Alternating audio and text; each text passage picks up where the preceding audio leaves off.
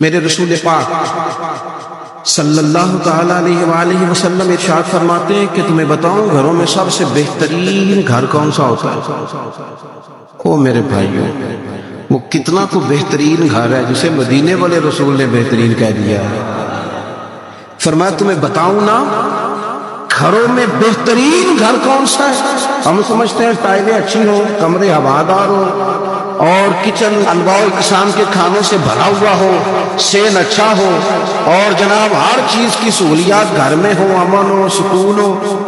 نہیں، حضور فرماتے ہیں مجھ سے پوچھو نا بہترین گھر کون سا ہے؟ تو یا رسول اللہ بتائیے، سیاستہ میں حدیث ہے، کریم رسول فرمانے لگے گھروں میں بہترین گھر وہ ہے جس میں کوئی یتیم رہتا ہو اور اس کے ساتھ سلوک اچھا کیا جاتا ہو، اچھا سلوک کیا جاتا ہے، یتیم کو رکھا جائے پھر اس کی پوری نگرانی کی جائے، اسے پورا پیار دیا جائے، اسے پوری محبت دی جائے، یتیم رہتا ہو اور اس کا خیال بھی رکھا جاتا ہے۔ اور میرے نبی کریم صلی اللہ تعالی علیہ وسلم فرمانے لگے تمہیں بتاؤں نا کہ گھروں میں بدترین گھر کون سا ہوتا ہے؟